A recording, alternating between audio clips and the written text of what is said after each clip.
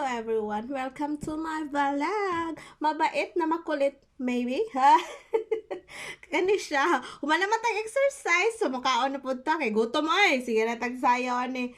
So, akong breakfast karon kay Shakoy. Basi gato mo sa Pilipinas.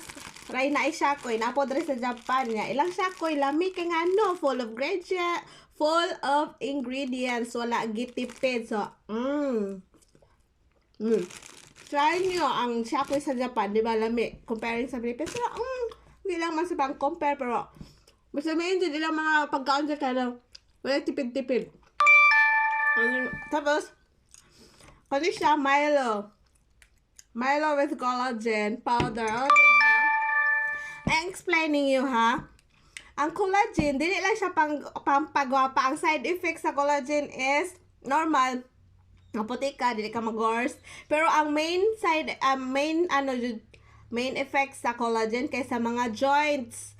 Para lang sa wala kabalo, karon pa makabalo, ang main effect sa collagen kay sa joints ninyo malig-on, dili mo sakit inyong tuhod. Mo na yung main effect sa collagen. I-search nyo pa para kabalo mo. Then, next is banana. Every morning jud ko kakaon og banana. Bahala na dili tinuod na banana char lang. Kini joke na ni tinuod mo nga banana. So, let's eat Shakoy. Anyway, bye. See you next vlog.